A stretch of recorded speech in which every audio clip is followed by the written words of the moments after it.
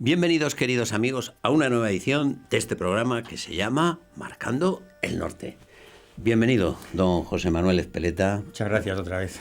Tengo que presentarle porque hay personas que se incorporan.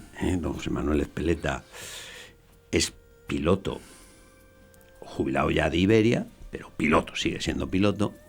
Y está aquí porque estamos haciendo una serie sobre la persecución religiosa en Madrid durante la Guerra Civil, 1936-1939. Doy todos estos datos porque tenemos muchos espectadores de América, de todo el mundo, porque después esto se cuelga en la red y claro, la Guerra Civil. Bueno, la Guerra Civil española, 1936-1939, Madrid, que fue zona roja, como así se llamaba entonces. Sí, zona roja. Zona roja.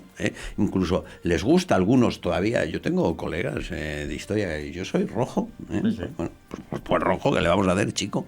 Allá tú. Lógicamente es un territorio para explorar perfecto desde un punto de vista histórico, porque durante toda la guerra pues fue de una determinada facción y por lo tanto la persecución religiosa fue permanente. Y don José Manuel Ezpeleta está aquí con pleno derecho, porque como yo he dicho en otros programas, él no tiene la carrera de historia, pero ha hecho historia. Tiene un magnífico archivo, porque lleva muchos años estudiando, y en el último programa se nos vino el reloj encima, porque salió un nombre, que era el de Santiago Carrillo, y tuvimos que dejar el programa. Recapitule un poco, porque ahí se formó, podríamos decir, como un gobierno autónomo de Madrid, o no sé qué contaba usted. A ver. Sí, lo que estaba contando. A ver, ¿cómo surge ese gobierno? Lo que estaba contando es que cuando las cosas van complicando para el gobierno de la República, no solamente en Madrid, sino en diferentes frentes, pues el gobierno toma la decisión, con las autorizaciones y el beneplácit de determinadas organizaciones, como era el Partido Comunista Español, pero también con el beneplácit de Stalin, la Comintern, etcétera, etcétera, etcétera. El gobierno, como he dicho, toma la decisión de salir, con Largo Caballero como presidente del gobierno, ha dejado formado, remodelado, mejor dicho, ese gobierno con la entrada de los 3 ministros anarquistas, y el gobierno huye. El día 5 por la noche, a unas veces se pone el 6 de noviembre del 36, a Valencia. Pero Madrid queda, digamos, un vacío de poder. Los ministerios están vacíos, queda personal subalterno, está lleno de comités milicianos, etcétera, etcétera. Pero queda una figura muy importante que generalmente pasa por alto, que es Margarita Nelken, que además es la que se incautaron sus milicias de la Iglesia de Jesús de Medinaceli, que ahí forma su cuartel, etcétera, etcétera. Margarita Nelken es la que, con la complacencia del Partido Comunista, puesto que ella era comunista ya, y Manuel Muñoz, director general de Seguridad, y Galarza también, es la que va a actuar de facto, porque se toma ya esas atribuciones, en la primeras extracciones de presos de las grandes sacas de las 3 cárceles de Madrid: Modelo, Porlier y San Antón, del 7 de noviembre del 36 hasta el 4 de diciembre. ¿Qué ocurre?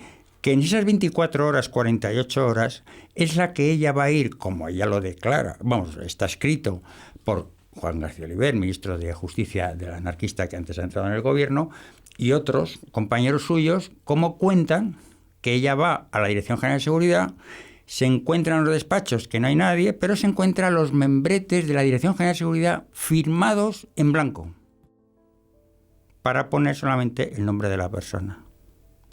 Entonces ella da esa orden, se rellenan esos nombres con los datos que había en la Dirección General de Seguridad de Víctor Hugo, puesto que se va a formar otra Dirección General de Seguridad paralela en la famosa Junta de Defensa de Madrid, y ella es la que va a dirigir y va a actuar para dar las órdenes oportunas de extraer esos presos de esas cárceles. Y entonces es cuando llegan los oficios a la cárcel Modelo, San Antón y Porlier, el mismo día 6 de noviembre, se van a preparar las expediciones y Ya. ahí... ¿Y Santiago Carrillo? Santiago Carrillo hasta el día 7, que es cuando se forma la Junta de Defensa de Madrid, y él toma posesión el 7 por la noche, ya hacia el 8, digamos que está en la retaguardia, pero está en espera de que se acabe de formar esa Junta de Defensa que Largo Caballero ha formado. Pero en ese interín, que son 24 horas 48, es la que actúa Margarita Nelken, que es la que explica muchas cosas. Cuando empiezan esas expediciones, hay que darse cuenta cómo era la vida en la cárcel, por ejemplo, de Modelo. Ya hacía 4 o 5 días que los presos no recibían visita de familiares. Es muy interesante ver en el locutorio cómo eran esas visitas de futuras viudas, a grito pelado, entre milicianos, separados por las rejas de los 2 metros que separaban el preso del visitante.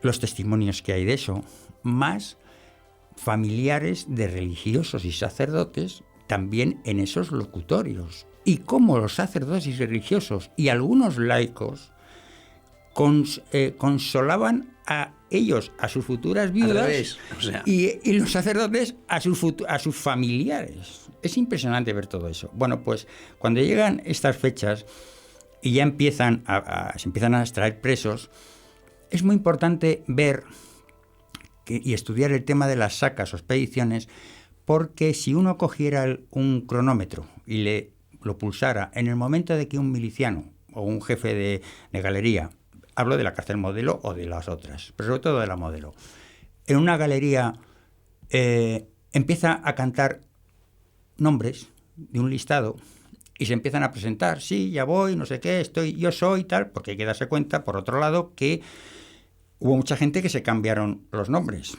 y los apellidos, o los cortaron cuando el famoso incendio, porque los ficheros se quemaron y se tuvieron que rehacer. Y ahí la gente, si te llamabas García del Monte, decías García, y el Monte lo dejabas. Eso por un lado, más luego los errores ortográficos de los que copiaron. Entonces había gente que contestaba y otras que no.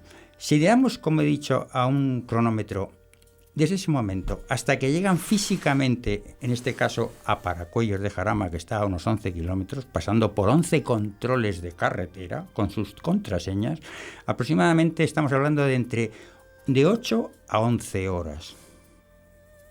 Por eso en las documentaciones dice, sale el día 7, es del día al 8, sí, pero es que las sacas y las expediciones se preparaban antes claro. Porque hay que sacarlos, los sacaban de las celdas, los reunían en el...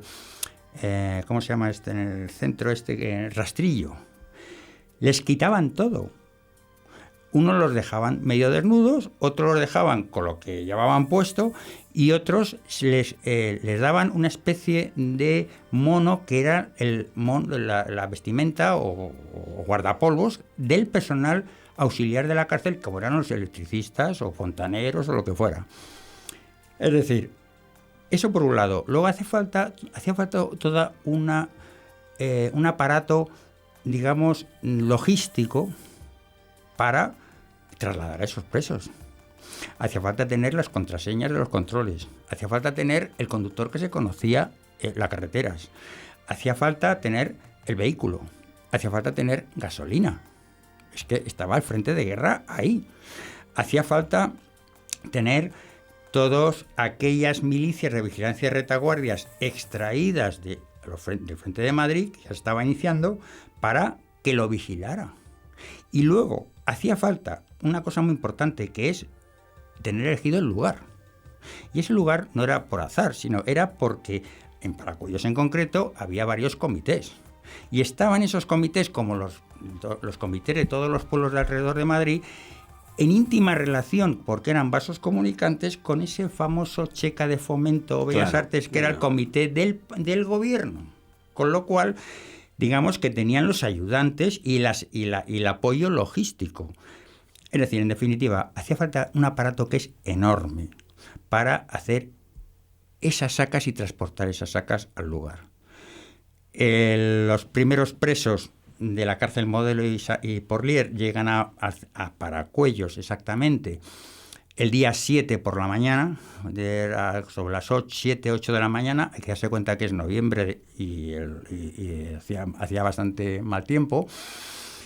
Y según los documentos, las declaraciones de los enterradores, que son fantásticas, con pelos y señales, bueno, ahí empiezan a sacarlos de los autobuses, de los camiones, y empiezan a fusilar.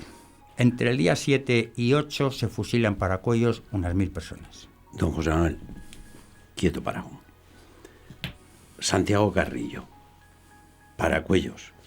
Y usted, siendo piloto, me va a permitir una pregunta, bueno, que se la hago también en nombre de los espectadores, que seguro dice, oiga, ¿es verdad eso que cuentan de ese vuelo de un piloto? No sería usted el piloto de ese vuelo de Carrillo, pero usted conoce esa... Sí. ¿Ah, sí? Perfectamente.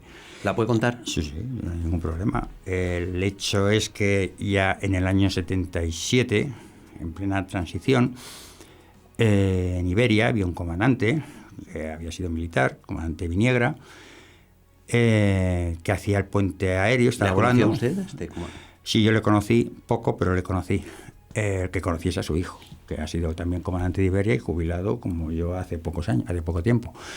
Y este comandante estaba haciendo el vuelo Barcelona-Madrid, y en pleno vuelo pues iba Santiago Carrillo, Solares, ya había pasado el tema de la peluca, y entonces le da una tarjeta a la azafata para que se la presente al comandante a ver si puede aterrizar en cabina. Entonces era así, y ver, bueno, pues Madrid... Ah, mira, o sea, privilegio de... Sí.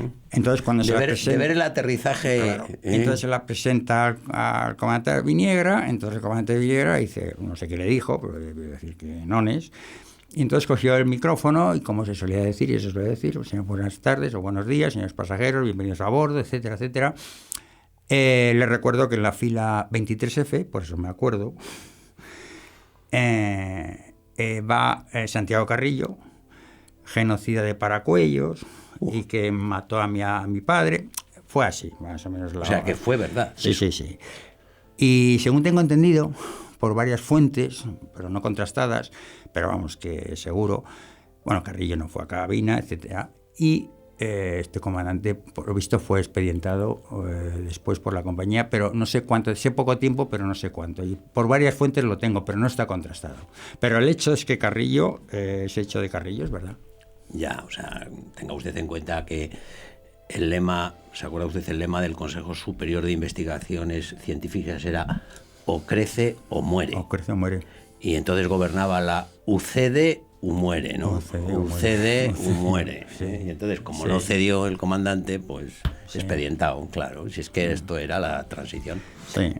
Pero vamos, no está contrastado. O sea, pero que es verdad. Sí, el hecho es verdad. Lo que no está contrastado es por las fuentes que a mí me lo han contado, que verdaderamente fuera expedientado, parece ser que sí, pero vamos, no es... Bueno, tampoco es relevante ahora mismo. Bueno, y menos mal que no había checas, que no, sí. Claro. Sí, no. Hubiera sido, ¿cómo hubiera sido? ¿Peligroso como eran? Bueno, hubiera sido quizá peligroso. Peligroso. Fascista, bueno. Yo qué sé, ¿no? Bueno, entonces, estábamos en el inicio. Decía usted que, claro, se necesita toda una logística. Y se necesita gente que fusile. Sí, claro. Yo he leído algún relato donde se trae gente de fuera para fusilar, ¿no? Claro. ¿Cómo es eso? Bueno, una vez que ya los presos han llegado a este lugar, en concreto Paracuellos, allí se tenía gente traídas en camiones de Madrid, de Torrejón, de Alcalá de Henares, traídas de Vicálvaro, etcétera, porque está documentado, gente que eran milicianos de esas milicias de vigilancia y retaguardia, más del cuerpo de carabineros, que por cierto estaban acantonados en aquel mes en San Francisco el Grande, porque fue cuartel, luego fue almacén de objetos religiosos y de la República, etcétera. Pero está documentado toda esta gente. Pero es que además todas estas personas llevadas allí para los fusilamientos, cuando uno ve los sumarios de los consejos de guerra de después de la guerra, a partir del 39, y que muchos se salvaron, la mayoría se salvaron después de las condenas de pena de muerte, 30 años, conmutada a 30 años, 15, etcétera. Muchos de ellos ves la actividad política durante la República, una vez que llega la Guerra Civil, y luego además que casi todos tienen una peculiaridad, es que participan en los asaltos de los cuarteles de Madrid el 18 y 19 de julio del 36, por ejemplo el de la Montaña. Y dicho sea de paso, el cuartel de la Montaña, que es una de las cosas que yo considero, como otros tantos hechos que ocurren en Madrid y en otros sitios, agujeros negros. Cuartel de la Montaña que estaba en Príncipe Pío, donde hoy está el templo de Devot. Eso es. Es que Madrid ha cambiado mucho. Pues, efectivamente, pues donde hoy está el templo de Devot. Y ahí había Madrid, un cuartel. Había un cuartel que se llamaba de la Montaña, genéricamente, porque era la montaña del Príncipe Pío. No, es que había 3 regimientos, etcétera. Este es el famoso cuartel de General Fanjul, cuando empieza la guerra en Madrid, etcétera. Claro, fusilamientos. Bien, pues este cuartel tiene la peculiaridad de que cuando ya llegamos al 21 de julio, que ya ha caído y todos los acuartelamientos, a lo largo de julio, pero sobre todo a partir de agosto, se va a convertir en un sitio militar de reclutamiento de tanto de soldaditos que pertenecían a ese cuartel o a otros que estaban licenciados y que los llaman, o de gente, labradores, agricultores, etcétera, de los alrededores de Madrid, para que se alistan para cobrar, y ir al frente y cobrar. Bueno, pues es un centro de reclutamiento, pero a su vez va a ser un centro de depuración, donde va a actuar como jefe un pintor muy famoso, santanderino, que se llamaba Luis Quintanilla Isasi. Pintaba muy bien, hizo exposiciones en Nueva York, era socialista, íntimo amigo de Indalencio Prieto, es el que salva a Prieto de que le cogieran y fuera a la cárcel como consecuencia del 34, etcétera, etcétera, etcétera. ¿Pero a quién depuraban? Si es que ya no había... Bien, pues todos los que de soldaditos o personas que eran llamadas para acudir a ese centro de reclutamiento, o gente detenida por toda aquella zona que los llevaban ahí detenidos, este era el jefe de la Checa, y muchos de ellos fueron asesinados, incluidos sacerdotes y religiosos por la parte de atrás de la montaña de Príncipe Pío, que da a la Estación del Norte. Igual que los del 2 de mayo. Igual que los de mayo. Igual. Las pinturas son... Igual. Bueno, pues este hecho, que no aparece por ningún lado, porque una vez que uno coge un libro y dice, ha caído el cuartel de la montaña, ya nunca más se puede... Y ya se acabó. Claro. Por eso entonces siguió funcionando. Claro, funcionando. ¿Hasta cuándo? Hasta noviembre del 36. La fecha empiezan las sacas, porque es cuando el gobierno se va. Y es cuando Luis Quintanilla ya sale de Madrid, que luego va a ser el encargado de formar el Servicio de Información en Inteligencia del Gobierno de la República. Con el pintor.